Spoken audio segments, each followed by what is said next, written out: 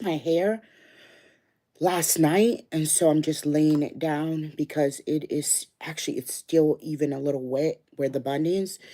So I'm gonna lay it down. I have a shoot this morning, so well, not morning, it's like afternoon. So I'm about to do my makeup with y'all, skin prep first, and then makeup. So if you're watching, let me know where you're watching from, what city and state that you're in. I didn't tag any products because I don't got that kind of time. So you can go to the other videos, the other lives, and you'll see all the products tagged. But I will, um, I'll have a makeup video out today.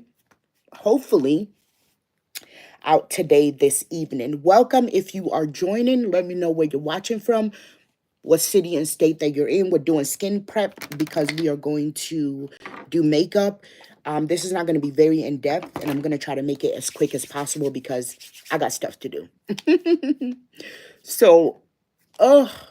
We're really not going to get into a lot of products, but if you want a full product live, you can go watch that in a couple of videos that I've already done. Can you tell me what tips on dating a black woman? I'm a foreigner. Too fast, too girl. I don't know. This is the clearance double serum. Tips on dating a black woman: just treat them well. That's my biggest tip. Treat them well, just like you would treat any woman, and you'll be good. Give them a soft life. Good morning. If you're watching, let me know where you're watching from. If you don't buy anything else, this clearance double serum is absolutely amazing, amazing product. So we put the double serum on. We're going to put on the Kiehl's facial cream. We'll do question and answer. So if you have any questions, go ahead and type them down below, and I will answer it as we do this quick makeup tutorial. I do have a makeup video that should come out today, hopefully. Fingers crossed. But I don't know. I haven't even finished editing it. So we shall see. Don't hold me to it. Don't hold me to it at all because I don't know if we're going to get it done today because I still have work that I need to do. So I am going to use the Elf Putty Primer, which where is this thing? Literally just looked at it today. Hi from Palm Beach. How are me and my family? We're doing really well. The kids have a break, a summer, like a fall break for 2 days. So I am kid free. My sister is being the best auntie in the world and came and got them and is babysitting them. So I am able to shoot content during the day. Go figure, without having to pick somebody up, go to somebody's school. Baby, I'm enjoying life. Me and my husband have been sleeping in till 7:30, and I know 7:30 isn't late. It's not considered sleeping in for a lot of people.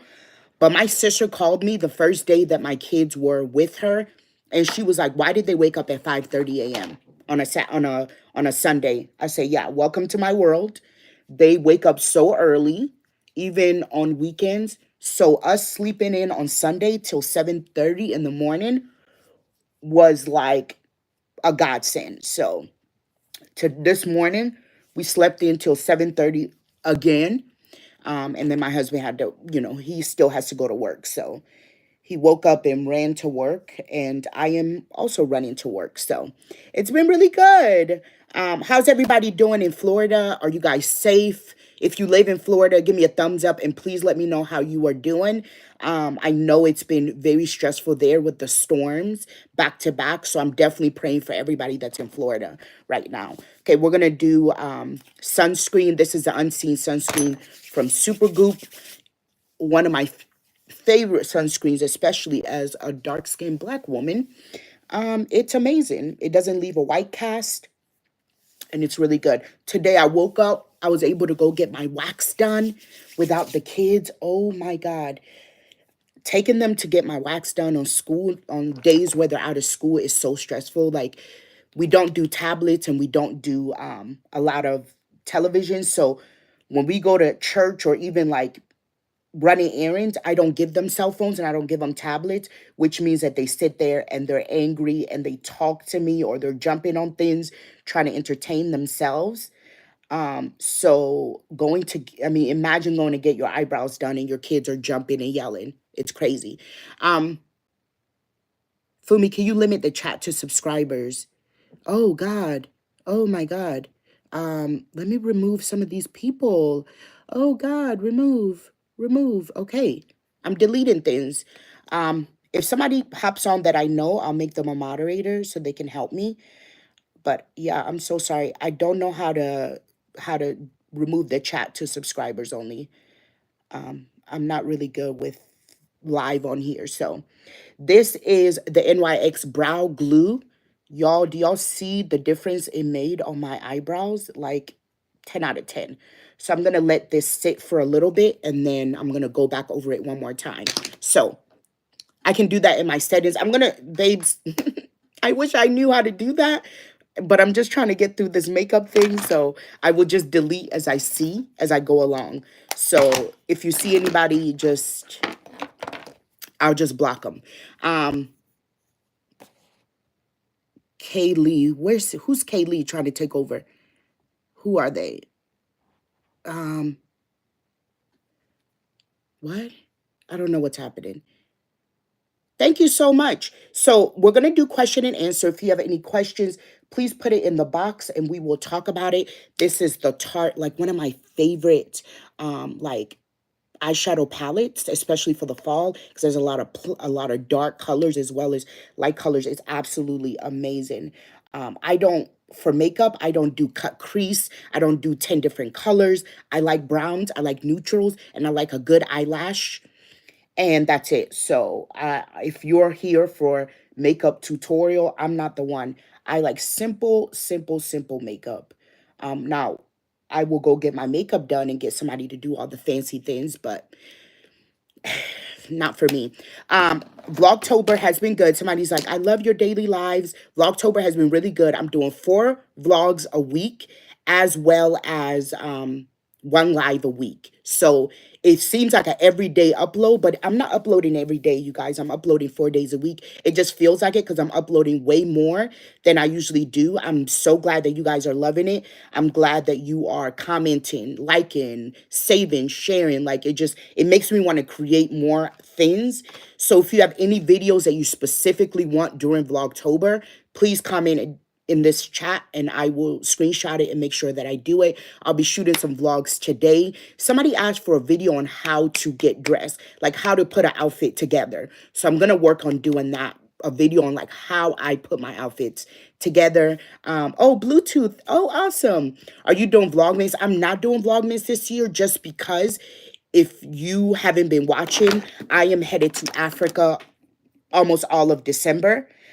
So I would not be able to do Vlogmas because anytime you go anywhere that's not your home, like your everyday environment, it's hard to be consistent with anything, as well as like the internet is, ooh, sorry, y'all. The internet gets kind of shoddy. So I would not be able to do Vlogmas. That's why I decided to do Vlogtober. And I decided to do Vlogtober last minute. So it's been a lot of work, y'all. I'm not gonna lie. It's been a lot of work. But yeah, we will not be doing Vlogmas. But I will vlog the entire trad wedding while I'm back home. I'll vlog the entire thing. So you guys will get to come to the wedding with me, see my family, see how the traditions go. It's gonna be a lot of fun. Child, I'm enjoying your vlog. So entertaining and fun. I'm so glad. Y'all make me so happy. I cannot even tell you. Every time I upload something, I'm so excited for y'all to see it. I'm excited for you to see it, to experience it. Even if it's not a vlog, I'm just really happy for you guys to like get to experience it. Even unboxing is so fun. Like when I'm editing it, I'm laughing, like just thinking about the reactions y'all are gonna have to it. So it makes me really happy that you're enjoying it. Purr. Okay, so I'm going to color correct because you guys know I've talked about this. I have hyperpigmentation. Hi, Brazil, around my mouth. And so I use the orange color corrector to kind of even out my skin. So if you notice, I'm lighter right here, than around my mouth. It's hyperpigmentation. My body creates more pigment around my mouth, and every person of color has hyperpigmentation somewhere. Classic weekend. Um, will I be here, Classic weekend? I really want to do a meet and greet, y'all, but I have to do it next year. I just don't have the bandwidth, especially now towards the end of the year when I'm planning a whole wedding in Accra, Ghana, to do a meet and greet. So I'm thinking next year during the spring, I will put together a meet and greet. Is that something you guys would be interested in? Would you even come? Because mind you, I live in Birmingham, Alabama. My audience is everywhere, across the world. And I don't want to have a meet and greet and have three people. I mean, I'll do it. I don't want to. Hold on, y'all. I don't want to. So if y'all promise you're going to come, pinky promise, you're going to come, then I would definitely do it next year, um, March. Yes, I'll be there. I'm in Birmingham. Okay, perfect. I feel like if you're in Birmingham, Montgomery, Atlanta, you should be able to come. Okay, good. All right. Who's getting married? I am doing a trad wedding. So I've been married for 10 years. I'm going to have a video with my husband for our anniversary coming up pretty soon. November 1st is our 10-year wedding anniversary. So you guys know I'm going to get him on the channel to do a video. He literally does not like social media. He doesn't have any social media. Hey, sis, I'm going to make you a moderator since you're in here. Um, oh no, you're already a moderator. Perfect. I'm going to do a trad wedding. So me and my husband, when we got married, we did not do a traditional wedding. So in African culture, not all African culture, but most African cultures, you do a traditional wedding and then you do a white wedding. So white wedding is what you guys in the US consider just like a regular wedding with a white wedding dress, gifts. People bring gifts, you have a reception, you have all these things. We did not do a traditional wedding. We did a white wedding. I love silk material, yes. We did a regular white wedding, but we had a reception. Oh yeah, please follow me, hit the like button. Thank you, sis. My sis is in here strong, working. We did a regular traditional white wedding, not traditional. We did a regular white wedding. My husband is from the United States of America. He was born in Birmingham. His family is also from the US, by way of Africa, but they're American. And so we wanted to not like tell them, hey, you got to do a traditional wedding back home. You have to pay a dowry. You have to do all these things. He was just getting to know my family and to know our culture. That's a bit of a culture shock to tell an American that, hey, we have this thing where you have to pay the mother and the family of the bride to marry their daughter. I mean, baby, I was just trying to snatch him up and get married. I was not trying to do nothing extra. So for our wedding, we did a regular white wedding. And then for our reception, we changed into like traditional Ashura B and Ashura K, which is Nigerian garments. And we did the money dance. So that's all we really did for the reception to celebrate my culture. So we decided when we hit 10 years, we would go back home and do a traditional wedding, which means like you do the whole shebang bang. You have the clothes, you do the dowry. Your husband goes and buys the gifts for the women in the family. He gives small gifts and money to the men in the family. Like we decided to do the whole thing. Um, for our 10-year wedding anniversary. Well, our 10-year wedding anniversary is November 1st. So we're doing the trad wedding in Ghana. Now, a lot of people are like, why are you doing it in Ghana? You're Nigerian. I'm half Nigerian. Well, not half. I'm 75% Nigerian, 25% Ghanaian. My mom, however, my mom is 50-50. So my mom's mom is Ghanaian. My mom's dad is Nigerian. So she was closer to, because her dad didn't raise her, her mom raised her. So she was raised in more so the Ghanaian part of her family than really the Nigerian part, even though she lived in Nigeria a lot more than she lived in Ghana, but her mother raised her. So when she wanted to build houses, she built her house in Accra. She built her house in Kumasi, which are all parts of Ghana. So it's just easier for us to do the celebration on one of her properties in Ghana. It's also cheaper. And then all we have to do is like worry about food, clothing. We don't have to worry about renting out a building. So our traditional Nigerian outfits, the Ashura B Agbadas, are being made in Nigeria and being flown over to Ghana with my auntie, my Nigerian side of my family. Then we have kente because we're going to do both sides. So we had kente sewn for me, my husband, and my sons, for the Ghanaian part. So we're doing both parts of my heritage. All that to say, yes, it is my wedding, but it is not really a wedding. It's more so a 10-year wedding celebration that's now turned into a traditional wedding. Do you have any silk shirts or blouses? I do. I love silk items. I have really sensitive skin, and sometimes some materials, especially if it has a lot of polyester and it's not lined, will make my skin itch. I love silk. I love cashmere, because it just, I can wear it without it being lined. It's perfect for my skin. Um, no, I can't show it to you right now, Michelle. I'm doing my makeup. Sorry. But yeah, I have some videos where I have silk shirts on, so you can watch that. Do you wax your own brows? Are perfect. No, I'm not Michelle. I'm Brock.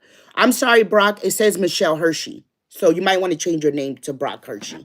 Um, uh, I don't wax my own. Actually, y'all, I just came from my wax lady. If you're in Birmingham, oh my God, she is the best. Her name is Tanisha.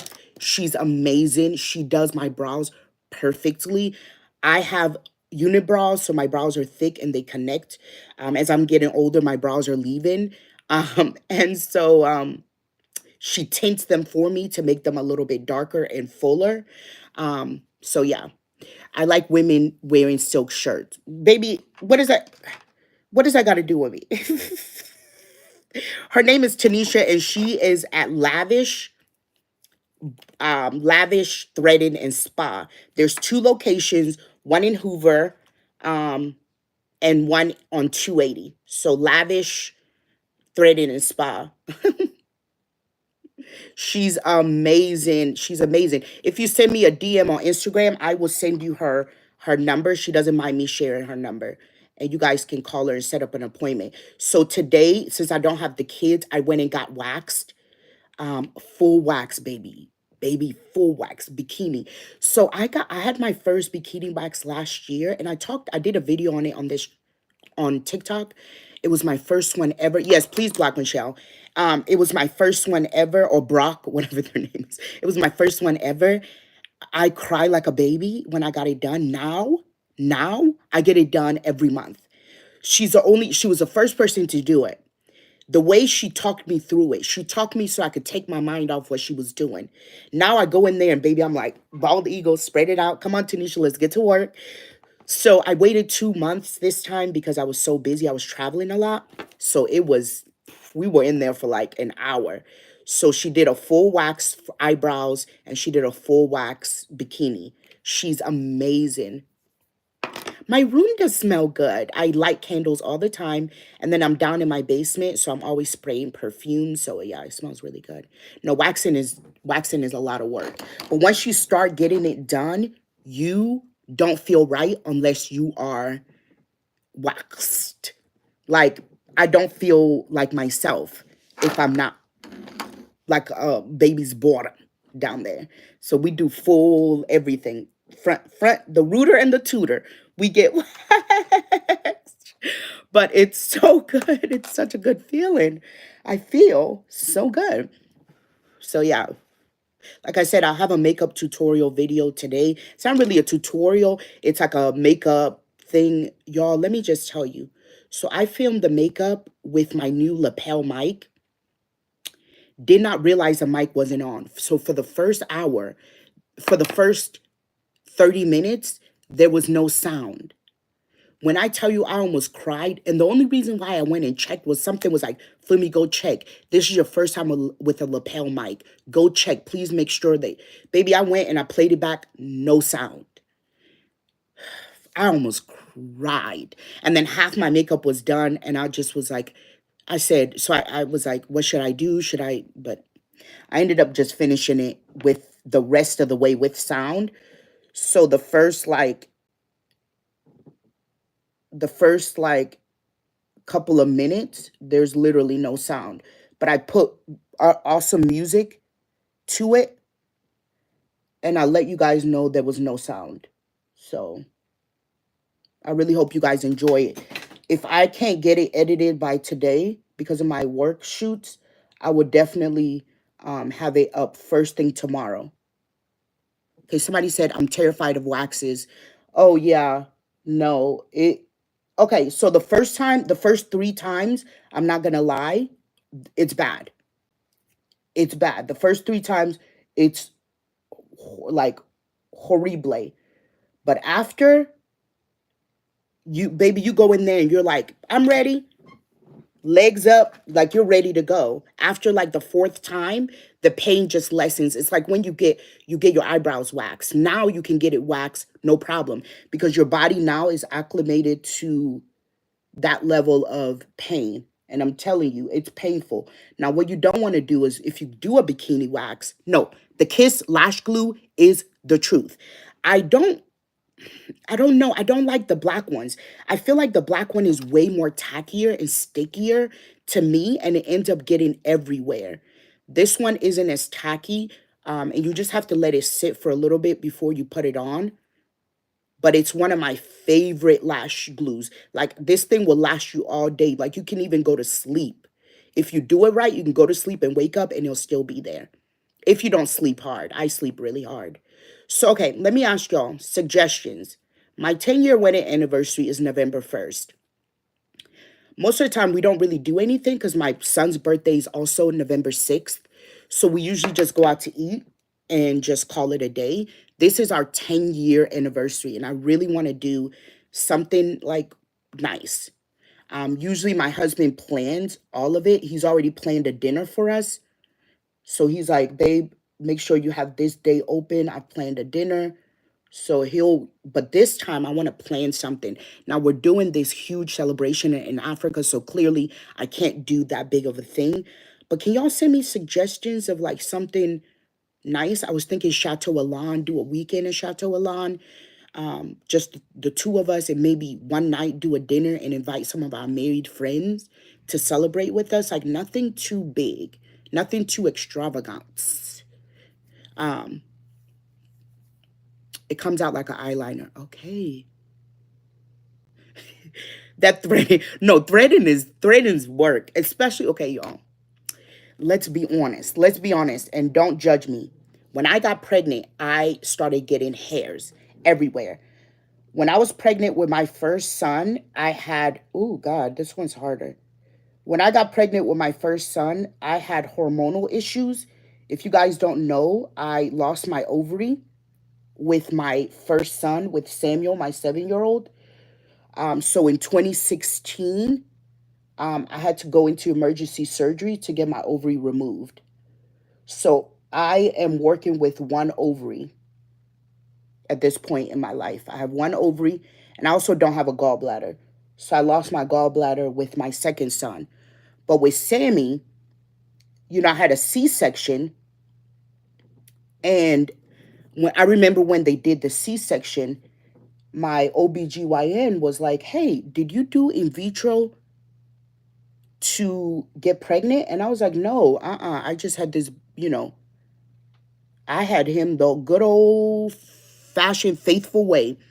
And she was like, oh, okay, well, you're having your ovaries are a lot larger than what they should be. Normally, your ovaries sit on your, hi, welcome. If you're joining, please let me know where you're watching from, what city and state. Your ovaries sit on your fallopian tube. Your fallopian tube is like spaghetti. It literally looks like a spaghetti string. And then your ovaries are only supposed to be like this size. So it's like this size, and they sit on a fallopian tube. And I guess the fallopian tube is what makes the egg come from the ovary to your, wherever it goes. I'm not a scientist. Don't ask me. So when they were taking my son out, because I had to have a cesarean for my son, because I have very narrow hips, and my son was 8 pounds almost 8 pounds. Well, no, I think he was 8 exactly. No, he was 7, almost 8. I just didn't have my hips wouldn't spread wide enough. And if you're petite, you know what I mean. My hips wouldn't spread wide enough for me to have him. So I was in labor for 2 days trying to have him naturally. And by the second day, they were like, hey, he's been trying too long to come out, and we don't want to have any issues with him. We've already induced you, and you're still not dilating. So we're just going to have to go into surgery. Thank God. I thank God they went into surgery. That's how God saved my life. So I went into surgery. They cut me open. They took the baby out. And while they were sewing me up, because with a cesarean, you're awake. Like, you're not asleep. You're awake. They just put a sheet over you so you can't see what's happening down there. And your husband stands by your head so that he can't see what's happening down there. So,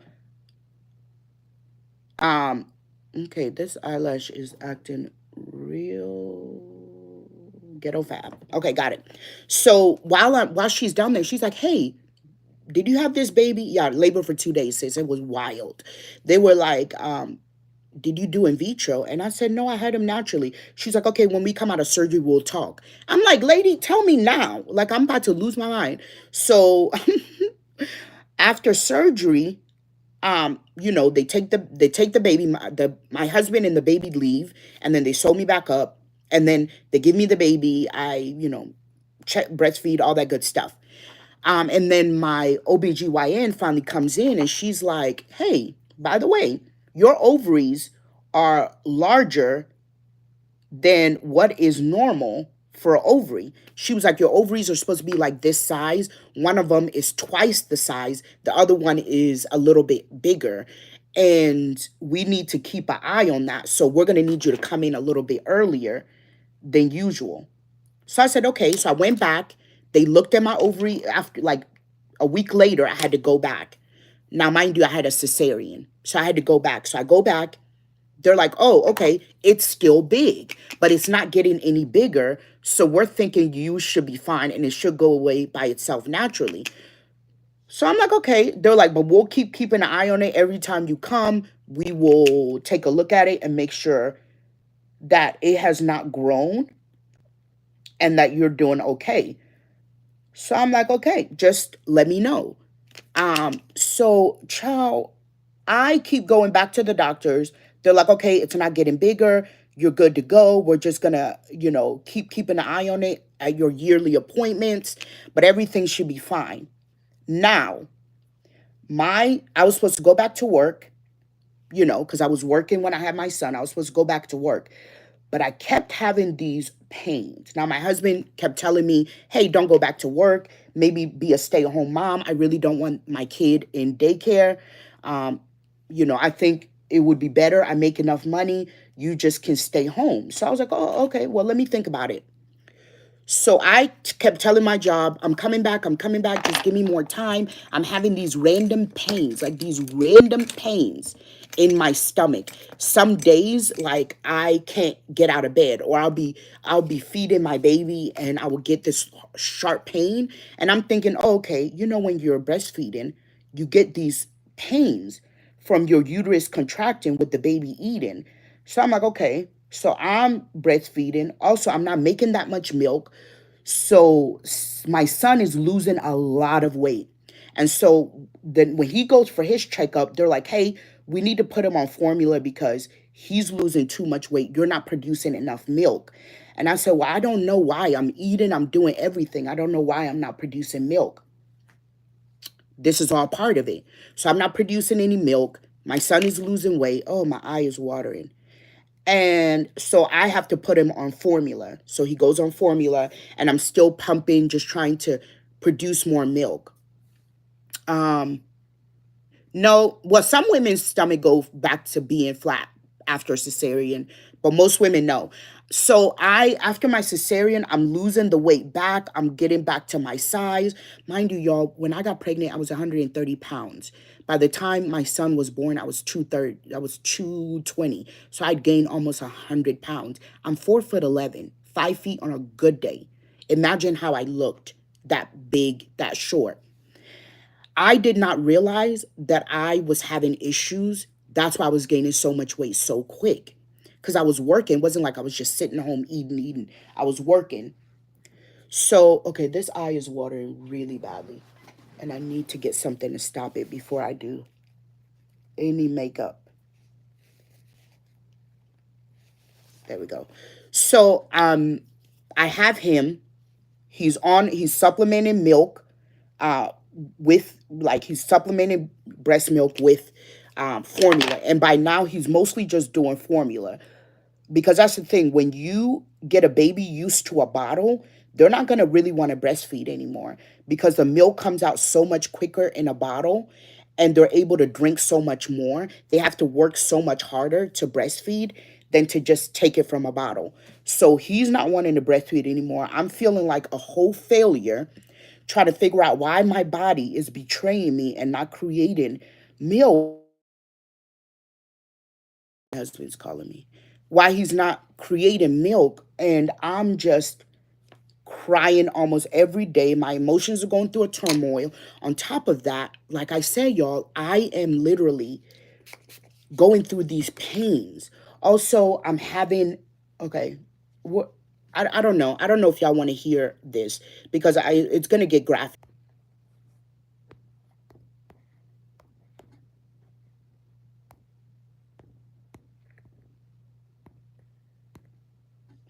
All right. I don't know what's going on.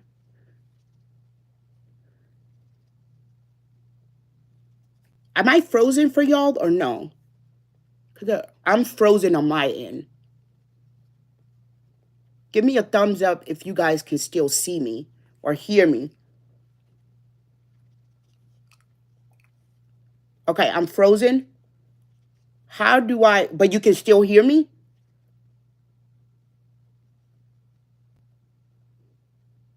Okay, let me see if I, there we go. Is that better? I think it's because my husband called me and it just went out. Can y'all see me? Okay, perfect. So where was I? Where was I in my story? Can somebody let me know? Oh, I don't know. I don't remember. I need to put more stuff right here because I feel like now I've buffed it all out. Okay, we're back. Perfect. Where was I in my story? Oh, okay. I remember. Um, so I am, having these where was I? Nobody was listening. Nobody knows where I was. Nobody was listening. It's so good to know you guys are paying attention. So I had my kid not producing a lot of milk. So I'm having issues producing milk. I am also having issues with sharp pains in my stomach. Also, oh, that's where I was. I was asking if y'all were okay with me kind of talking to you about my health. Like, because it gets gory. There you go. It's about to get graphic. Are you guys okay? Give me a thumbs up. We can change the subject. We like to talk about everything on here. South London, England. Oh, hi. My aunt lives in Kent. Are we okay with me kind of getting a little graphica? Okay. So let me just tell you, if you have a baby, you are going to be your biggest advocate. Nobody is going to care about your health more than you, not even your spouse, because your spouse doesn't really know what's happening with you. All you can do is really explain, like, this is how I'm feeling, but they're not really going to know exactly what is going on with your body. You have to be your biggest advocate, right? So I'm having all these health issues, y'all. I am, you know, some days I can't get out of bed because I am just in so much pain. I also can't be, I can't get intimate with my spouse because it's painful. Mind you, I had a cesarean, so it should not be painful because I didn't have, you know, a regular birth through the canal. But I'm having it hurts also. And this is where I'm saying it's going to get graphic, but maybe this might help somebody that just had a baby or somebody that just had a baby. These are things to watch out for. when you have a baby. It should not be painful weeks and weeks and weeks and months into you having a baby to do regular simple things that you used to do. It also should not, like, yes, when you have a baby, your cycle, especially when you stop breastfeeding, your cycle's been off for almost a year. So they will send you home with those diapers, right? Because your cycle is going to come back on with a vengeance because it's been off for almost a year, right? But it should not be where your cycle is also, you know, clotting up to that extent that mine was. I didn't know all this. Nobody ever told me what was normal and what wasn't normal after having a baby. It was my first child. So I called my OB and I said, "Hey, I'm having sharp stomach pain." She's like, "Oh, it's fine. That's normal." I said, "Okay." It wasn't normal, but it's also normal. Mine wasn't normal. I'm having these horrible discharges. And I'm telling her, she's like, "Okay, that's normal. Your cycle's coming back on. That's normal." But mine wasn't normal. On top of that,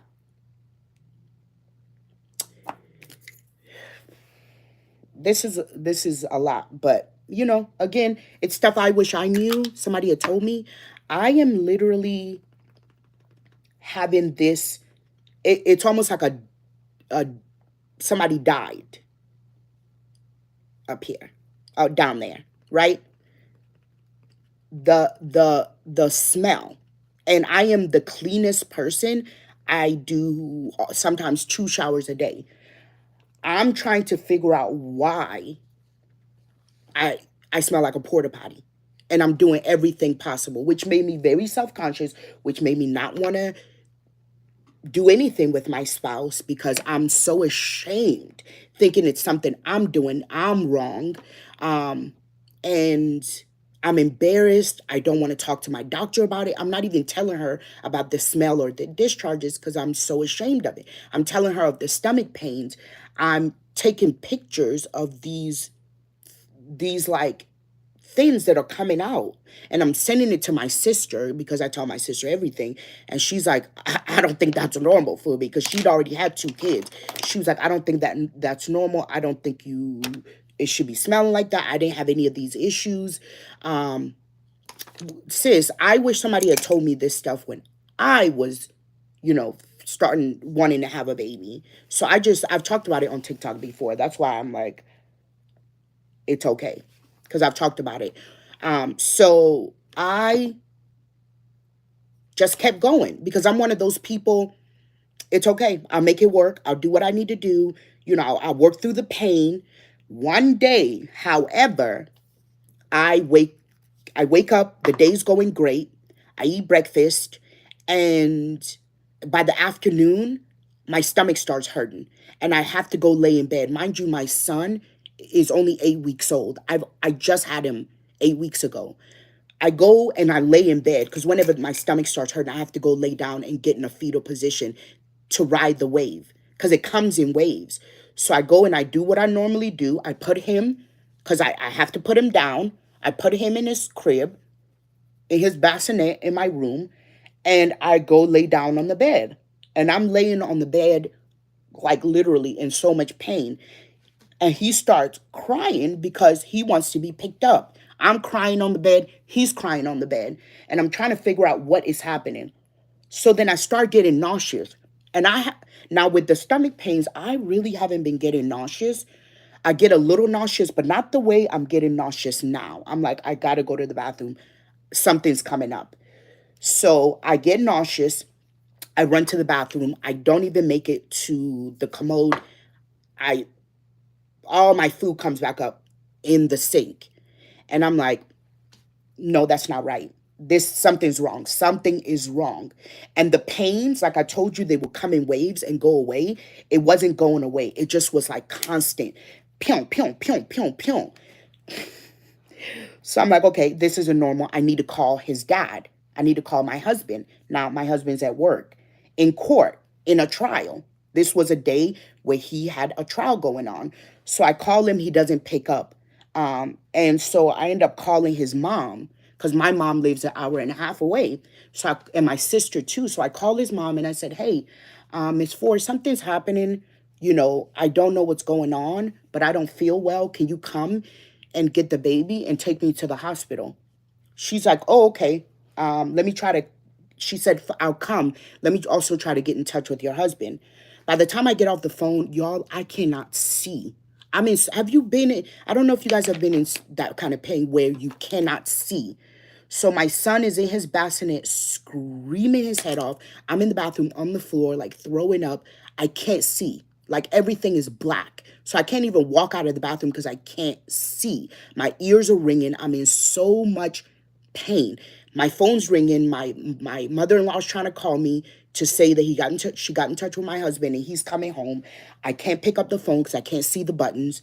I'm sitting here thinking, oh my God, if I die, I'm in this house by myself with this child. He needs my help. Ooh, baby.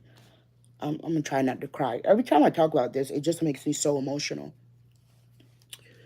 So I can't pick up the phone. I don't know what to do. I'm sitting in the bathroom, literally ears ringing, can't see. My son is screaming in the bassinet by now. My phone is ringing off the hook. And I'm just praying, God, please, I have to survive for this kid. I just had him. He's 8 weeks old. You gotta help me. I gotta survive for him. Like, he can't lose his mother either. So I'm sitting there, I'm crying.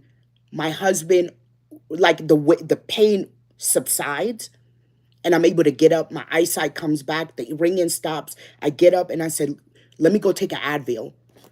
So if it comes back, I at least have something kind of blocking the pain. So I run in the kitchen, I take an Advil, I get him, I feed him, I put him to sleep, and I'm just sitting there waiting for my husband to come home. He gets home, and by the time he gets home, the pain subsided, so I'm doing well. And I said, oh, I think I'm doing good. We don't have to go to the hospital. I'm fine. Baby, 10 minutes into me saying that, the pain comes back. And I'm back in the bathroom throwing up. He's like, no, I'm about to call my mom to come here, and I'm taking you to the hospital. So he calls his mom. His mom gets there. I literally don't remember getting in the car. He got me in the car and we went to the hospital. When we got to the hospital, I was sitting in the waiting room and I took another Advil. So I'm feeling a little bit better because the Advil's blocking those pain receptors. So I take another Advil and I'm sitting there and I'm feeling great again. I'm like, oh, babe, let's go. It's okay. I'm feeling better. That's just what we do as women. Like, we dismiss our own pain because we're so wanting to take care of everybody else. I'm like, oh, I got to get home. It's Sammy's feeding time. I need to go home. I really want to try to breastfeed. My husband's like, babe, you have taken so much medication. You're not breastfeeding him. On top of that, we are not going home until we get somebody to look at you because he said, this is scary for me now. So we sit there for like 2 hours, y'all. This is um this hospital right here on 280. So we sit there. I'm sitting there for like 2 hours. And finally they call us to the back. I go to the back and they're like, oh, we are going to do some test on you to see what's happening, to see why you're in pain. So I'm like, okay. So they draw blood. They start doing all the tests. 30 minutes into them doing the tests, the pain comes back. And it comes back with a vengeance. It comes back so bad that I pass out. I've never passed out a day in my life. Never. I literally pass out. And from the moment I go back there and they start doing tests till a day and a half later, I don't regain consciousness. Right? So my husband tells me the whole time I was there, they're running tests. They think that I have a blood clot, and that's what's happening. So the hospital, they're running tests on me. Mind you, they had me sit out there for 2 hours when I told them my husband told them I was in a lot of pain. So they're reeling me back and forth. They're doing all these tests. They're doing MRIs. They don't know what's going on. Finally, whoa, what's happening? Finally, after like a day, so I went in that night. By the next night, they were like, oh, we're going to have to take you to your regular OB, your regular doctor, because we don't know what's wrong. They could not figure out what's wrong with me after 2 days of running tests, right? They thought it was a blood clot. Come to find out it wasn't. They thought it was this. Come to find out it wasn't. So they ambulanced me. Mind you, I'm not awake for any of this. They ambulanced me to my OB, who is at another hospital. They ambulanced me there, and I wake up a day and a half, almost 2 days later, because they had given me this strong, strong amount of morphine to wake me up, and to block the pain so I could wake up. So I wake up, and when I wake up, y'all, everybody I know is in my hospital room. I wake up thinking it's the same day, right? And so I'm like, my mom is there, my dad is there, my sister's there, my brothers are there. Everybody is there, his mom. And I'm like, what's going on? What's happening? I said, why, how did we end up at a different place? I know my OBGYN's hospital because I was there every day and I had my baby there. I was like, oh, I thought we were at this hospital. What happened? They were like, Fumi, you've been gone for like a day and a half. Like, you've it's been, you were ambulanced to this hospital because they couldn't figure out what was wrong with you at the other hospital. And I was like, what? They were like, yeah. I said, well, where's the baby? Is he okay? Is everything? They were like, no, he's fine. He's with, actually, my mother-in-law was in there. They were like, he's fine. He's with, um, my husband was like, he's with my mom. But he said, the doctors need to talk to you. And I said, about what? And so my OB comes and she's like, Fumi, we're going to need to put you into surgery right now. And I was like, surgery? What are you talking about? They were like, yeah, you're going to need to get surgery. You have ovarian torsion. Mind you, I never in my life heard of ovarian torsion. Never in my life heard of it. They were like, you have ovarian torsion. Your right ovary has collapsed, and no oxygen, because no oxygen was getting to it. It's collapsed and it's dead. Now, if they had taken me when I first went into the hospital, the first hospital, and known what was wrong, they could have saved it, right? They could have untwisted it, because what's happening is my ovary was so big, the fallopian tube was too skinny, and it started twisting. That's why I was having those weird pains for days on end, where it would twist and untwist, twist and untwist. I should have went to the hospital when I first started having those pains, the discharges, the smells. I should have went to the hospital then. I didn't, because I did not know this was a thing. So they were like, it's been pretty much dead for a couple of days, and it is poisoning you because it's dead. It's a dead thing inside of you. So yeah, you're gonna have to go into surgery and remove it right now. And mind you, as somebody that just came out of surgery, as somebody that just came out of surgery from having her son, I had a cesarean. I was in labor for 2 days with Pitocin trying to induce labor. Then I go into my, you know, I was like, I'm never gonna do surgery again. That was. Can you guys see me? I was like, I'm not doing surgery. That was too rough. Only to find out 8 weeks later that I was going to have to go into surgery again. 8 weeks, y'all. My body hasn't even healed from the first cut. Now I'm going to have to go get, because so with when they remove your ovary, they cut you in the same spot, but deeper. There we go. They cut you in the same spot, but deeper. Then they go in, take out the fallopian tube, cauterize it, right? Sew you back up. So it's a second surgery in 8 weeks. I was like, no, I'm not doing it. When they told me all of it, I was like, I'm not doing it. I said, leave it in there. I don't care. They're like, no. They were like, I said, no, leave it in there. I'm okay. I've lived with it this long. Just give me medication. And they were like, no, we can't do that. You have to get it taken out today. Hold on, y'all. Hold on.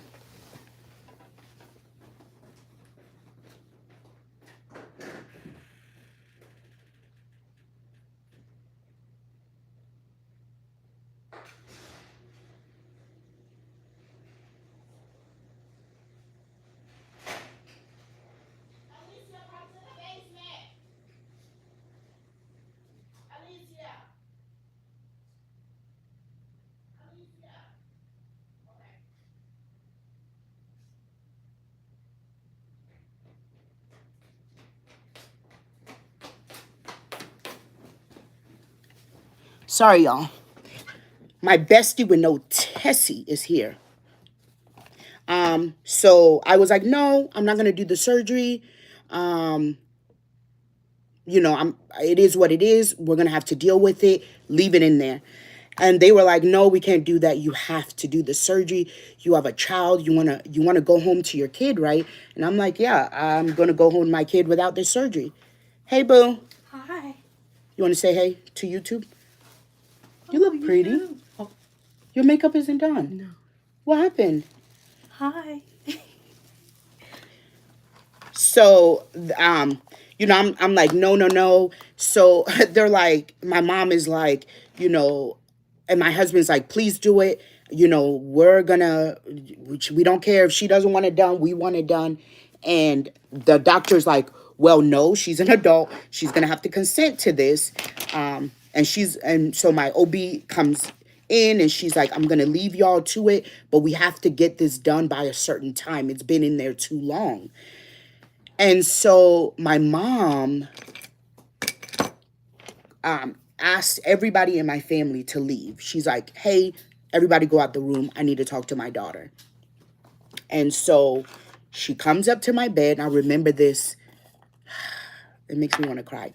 She comes up to my bed and she's like, you have a child, right? I say, yeah. She was like, you have a son. You love him very much. I was like, yeah. She said, you'll do anything for him. I said, yes. She said, well, you're my child.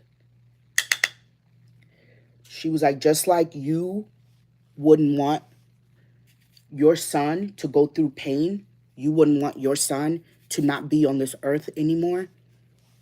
She said, think about how I feel. She's like, you're my daughter. You're sitting here choosing to not be here on this earth. And think about how I feel watching you go through this and watching you not make this decision that's going to save you, and help you. She was like, that's not fair to me as your mom. She was like, you have to do this. You have to do this. She was like, if you don't do it for yourself, do it for your son. Do it for me. She was like, it's going to be really quick. I promise you. She said, God has you. Nothing's going to happen to you. You're going to come out fine. And when she said that, I just thought, like, she's so right. If it was my kid, I would want my kid to do everything to save them and to make them better and to make them come out of the other side feeling better. So she convinced me, and we called the doctor in. I signed the papers, and they wheeled me into surgery. As soon as I signed the papers, baby, they took that bed and said, vroom, vroom. Nobody could come in there with me, and it wasn't like a cesarean where you could be awake. This is major surgery, so I had to be asleep. Baby, how come when I was asleep, I stopped breathing? My lungs went down to the ground. I didn't know that. I didn't know that till after I woke up. And they were like, Miss Ford, you're going to have to breathe into this lung machine. And when you're able to put the ball all the way to the top, that's when we'll let you go. And I was like, hold on, why? I thought this was like one and done. They were like, by the way, when we were in there and you were asleep, you went and saw your Lord and Savior, Jesus Christ, for 3 seconds. So I had to, yeah.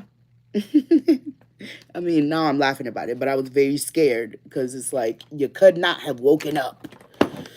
So I ended up, coming out of surgery. They brought my son. Mind you, I never got my milk supply back. Because then I had to do an extra, I forgot how many, because with a cesarean, it's 3 days in the hospital. With this one, it was way more days. I had to be able to walk. I had to be able to blow into the breathing machine and take the machine all the way up to the tops to make sure my lungs were okay before they sent me home. I had to meet all these mile markers before they sent me home.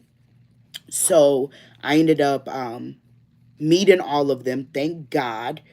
And I went home I don't know, however many days I was in the hospital. I ended up going home. And then I had to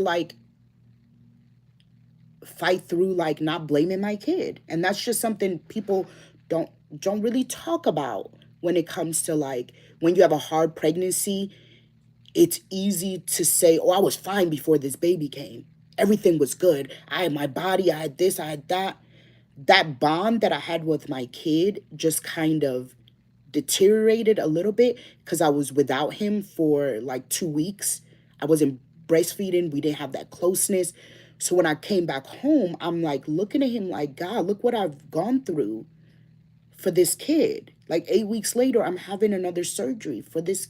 Like it was a mind warp. Let me just tell you that, of like not blaming this person for the pain that I was going through, and realizing that that is the sacrifice you make when you decide to have kids. It's not the kid's fault that you went through that. This is a choice that you made. Now you deal with the consequences of it, good and bad, and you learn to take the bad and say, this is a part of the good. This is a part of the good. I can't take just good, good, good, good, good, and I expect a little bit of harshness in the process of it, And a lot of women don't make it through childbirth. So forever am grateful that I count myself as one who who made it. A lot of people don't make it out the operating room after a baby. I should be so grateful. A lot of people don't make it through with their child. They make it, but their child don't make it. And I count myself so grateful that I got both. One less ovary, but that's okay. That's okay. You only need one ovary. I mean, you need both, and I want you to keep both. But really, you only need one, because I was able to have my second son with one ovary. 3 years later, now mind you, we did not plan on having any more kids because my husband was so scared. He was so scared for me during that whole process. He was like, I don't want to have any more kids. I don't want you to go through that again. I don't want to feel like that again, and just watch you. So we had not planned on having any kids, but God wanted us to have one more because Solomon was quite a surprise. Quite a surprise. He was not planned, but neither was Sammy. Like none of our kids were planned. We just we planned not to plan. And when you plan to not plan, a baby plans itself inside your uterus. And that's what happened. So we had my son 3.5 years later. I found out I was pregnant again. I cried like a baby. I was so scared I was going to lose my other ovary with him. So when I got pregnant, I would have to go to the hospital a lot more than most people because they had to make sure that my other ovary was doing good. There are people who have ovarian torsion while they're pregnant. And to me, that's even scarier than what I went through. Because you're still going to have that surgery while you're pregnant. Having surgery while you're pregnant is so complicated and so hard. So with my second son, it was an easier pregnancy. I did not have issues with my ovaries, so I didn't blow up as much. I wasn't having all these random phantom pains. But with him, when he came out, I lost my gallbladder.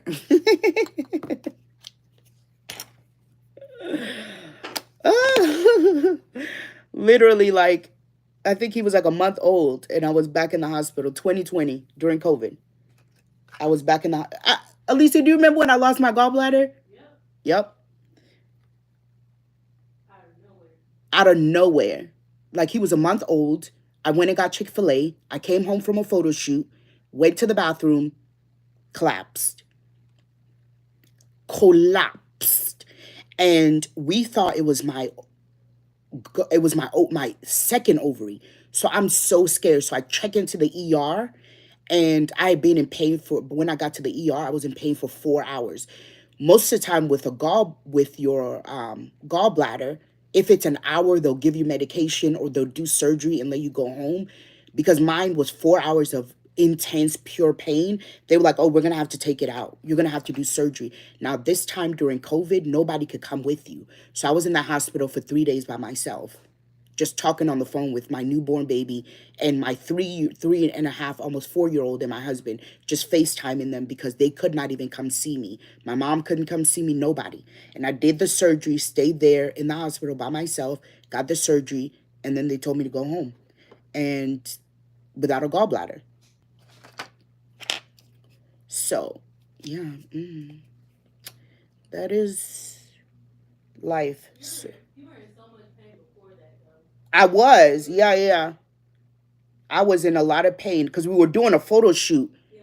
And remember, I had to leave early. Yeah. I was doing a photo shoot with my best friend and some other people, and I had to leave the photo shoot early because my stomach was hurting so bad. And I thought maybe I eaten something wrong. And then when I got home, I started getting scared because I'm like, oh God, this could be my other gallbladder.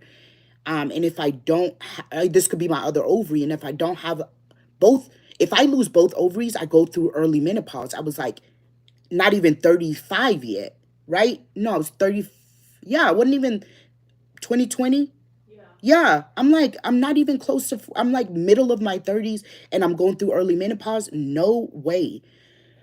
But thank God, oh, we thank God it wasn't that. It was my gallbladder. How is it living without a gallbladder? Horrible. I would not recommend it to anybody.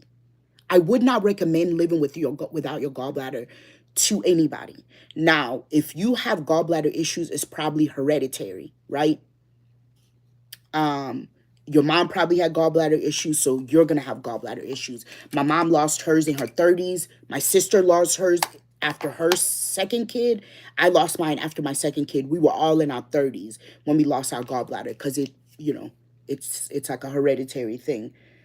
So I literally would not recommend it to anybody. So if you don't know what your gallbladder is, your gallbladder controls bile that goes into your stomach. So when you eat, your gallbladder is like this little valve, and it opens and it allows bile to go into your stomach to break down your food. You need that valve there because you don't want too much going in, because then you'll have these things called gallbladder attacks where you literally just have to use the bathroom. It's, what do you call that thing? There's something that IBS. Yeah. It's like IBS all the time. All the time. So you could like literally be in a restaurant eating and you have to use the bathroom. You could be driving and you have to use the bathroom. And it's not like you can say, oh, I'll just wait till I get home. No, no, no, no, no. You have to use the bathroom right then and there. So on the side of the road, if you're on the interstate, at some random nasty gas station bathroom where somebody has literally died, you have to stop to use the bathroom. There are days where I've cried trying to make it to a bathroom. I would not recommend anybody losing their gallbladder. It is the worst experience of my life. And then you have to cut out fatty foods. You have to cut out fried foods. You have to cut out soda, wine. We definitely can go eat. You have to cut out a lot of things, all the good foods, rich foods. You cannot eat it because it will trigger your gallbladder quick, sharp, quickly.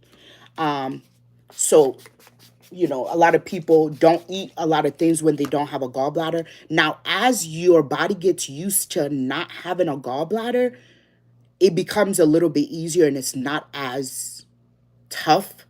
When you first get it done, when you first get it removed, it is hard. After a while, your body will get used to it.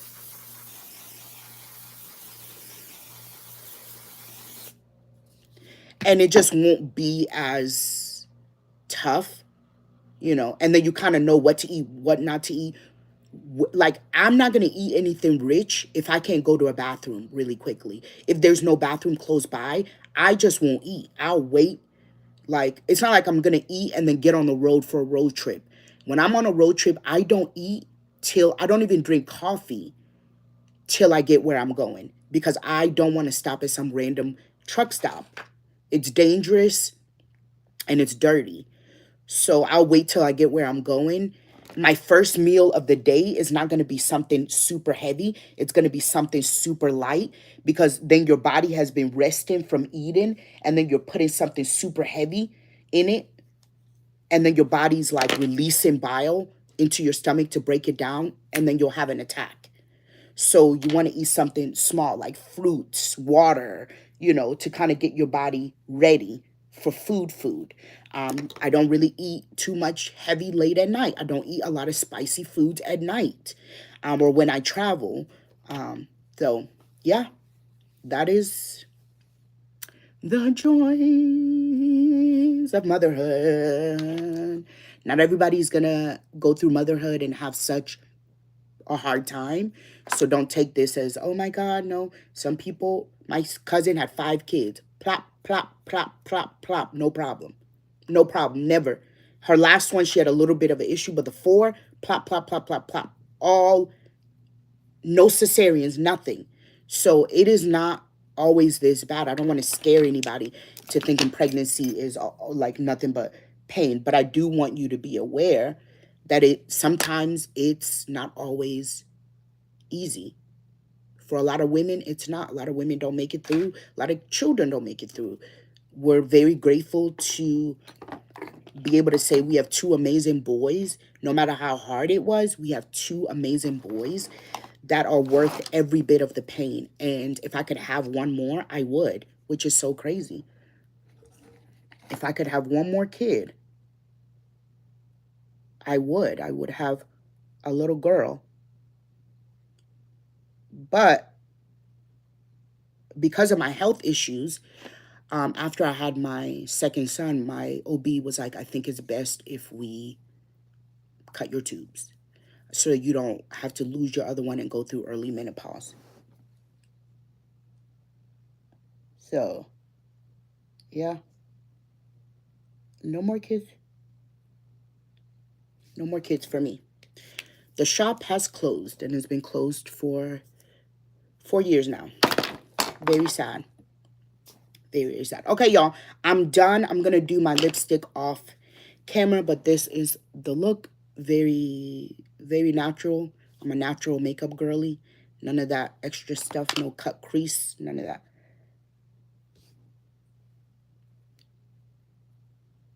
Easy breezy, beautiful. Cover girl. All right, y'all. Thank you. She's in the back. She's still wet because I just washed it last night.